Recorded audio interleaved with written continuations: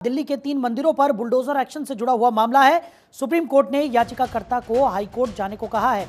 वकील विष्णु शंकर जैन ने याचिका दायर की और सुप्रीम कोर्ट ने विष्णु शंकर जैन की याचिका खारिज कर दी है। बड़ी खबर आपको बता रहे हैं।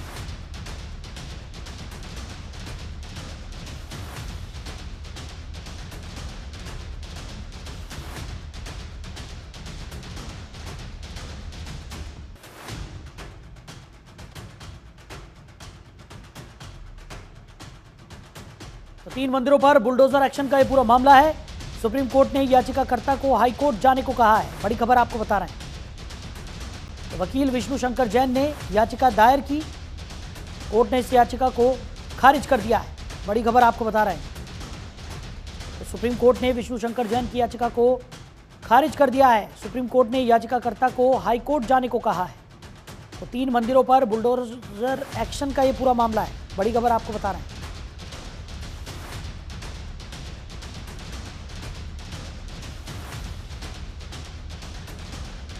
तो वकील विष्णु शंकर जैन ने यह याचिका दायर की थी, जिसे सुप्रीम कोर्ट ने खारिज किया है और सुप्रीम कोर्ट ने याचिकाकर्ता को हाई कोर्ट जाने को कहा है। खबर पर ज्यादा जानकारी के साथ हमारे सहयोगी नमित त्यागी हमारे साथ जुड़ गए। नमित, क्या है ये पूरा मामला? 3 मंदिरों पर बुलडोजर एक्शन होना है, जिसको लेकर बात की जाए तो वकील विष्णु शंकर जैन ने सुप्रीम कोर्ट में एक याचिका दायर की थी, लेकिन कोर्ट ने उस याचिका को अब खारिज कर दिया है।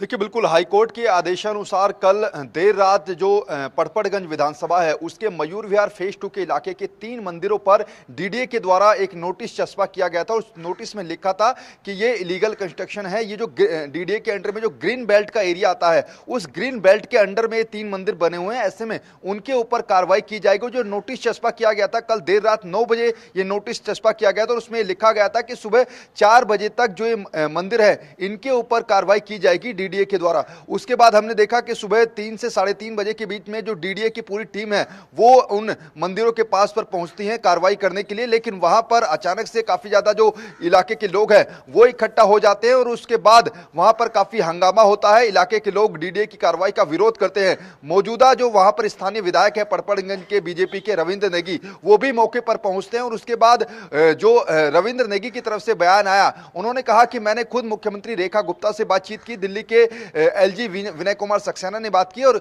इससे बात की और उसके बातचीत करने के बाद रेखा गुप्ता जो कि दिल्ली की मुख्यमंत्री है, ऐसा रविंद्र नेगी ने कहा कि रेखा गुप्ता के आदेश के बाद इस कार्रवाई को सुबह 3:30 बजे रोक दिया गया। डीडीए की टीम वापस चली गई और कल देर रात ही जो वहां के मंदिर से जुड़े हुए लोग हैं उन्होंने वकील विष्णु शंकर जैन के माध्यम से एक याचिका सुप्रीम कोर्ट के अंदर लगाई थी और यह कहा था कि यह मंदिर 30 से 35 साल पुराने हैं, आस्था का प्रतीक है, ऐसे में इनको ना तोड़ा जाए। आज सुबह सुप्रीम कोर्ट में सुनवाई हुई और सुप्रीम कोर्ट ने उस याचिका को सीधे तौर पर खारिज कर दिया और कहा कि पहले आप हाई कोर्ट जाइए, दिल्ली हाई कोर्ट जाइए, दिल्ली हाई कोर्ट से अगर कुछ बात नहीं बनेगी उसके बाद आप सुप्रीम कोर्ट आ सकते हैं, क्योंकि एक प्रोटोकॉल होता है। अगर किसी भी मामले को लेकर आज आप पीआईएल लगाते हैं तो पहले आपको निचली अदालत में जाना पड़ता है, आप सीधा सुप्रीम कोर्ट नहीं जा सकते हैं। यही वजह है कि सुप्रीम कोर्ट ने कहा है कि पहले आप दिल्ली हाई कोर्ट जाइए और उसके बाद वहां पर सुनवाई नहीं होगी तब आप सुप्रीम कोर्ट आ सकते हैं।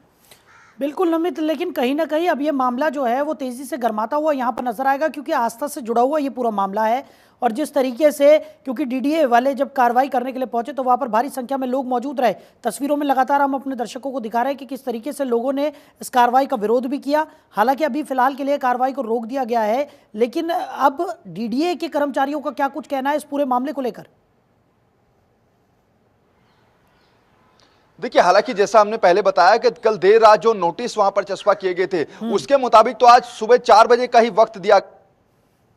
जिस तरीके से वहां पर विरोध प्रदर्शन देखने को मिला स्थानीय लोगों के द्वारा, स्थानीय विधायक के द्वारा, तब डीडीए ने कार्रवाई तो जरूर टाल दी थी, लेकिन अब सुप्रीम कोर्ट ने उस याचिका को खारिज कर दिया है। तो निश्चित तौर पर डीडीए अब आने वाले समय में अगले कुछ ही दिनों में फिर दोबारा से उस मंदिर के ऊपर कार्रवाई करने के लिए जाएगा। लेकिन जैसा हमने पहले भी दिल्ली के अंदर कई इलाकों के अंदर देखा है कि अगर मंदिर के ऊपर बुलडोजर की कार्रवाई होती है तो फिर आस्था और धर्म के नाम पर वहां के जो इलाके के लोग हैं वो उसका विरोध करते हैं और मामला जो है वो काफी तूल पकड़ जाता है। और दिल्ली के अंदर अब बीजेपी की नई सरकार बनी और ऐसे में कल जिस तरीके से रविंद्र नेगी ने कहा कि मुख्यमंत्री रेखा गुप्ता ने ही इस कार्रवाई को रोकने के आदेश दिए, तो ऐसे में कोर्ट का जो एक्शन, कोर्ट की जो आदेश है उसको आखिर दिल्ली सरकार रोक पाएगी या नहीं, ये बड़ा सवाल है। दूसरा ये कि जो आस्था का मामला यहाँ पर निकल कर आया, क्योंकि मंदिरों के ऊपर अगर बुलडोजर चलता है तो इलाके के लोग निश्चित तौर पर विरोध करते हैं। उनका ये कहना था कि ना ही डीडीए के अधिकारियों के द्वारा और ना ही मंदिर से जुड़े हुए समितियों के द्वारा जो इलाके के लोग हैं उनको इस बात की जानकारी नहीं दी गई थी। अचानक से कल देर रात 9 बजे आकर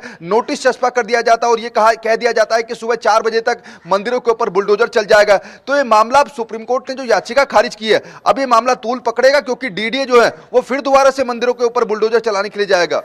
बिल्कुल। चलिए नमित, हमारे साथ जुड़ने के लिए, इस तमाम जानकारी के लिए आपका बहुत शुक्रिया।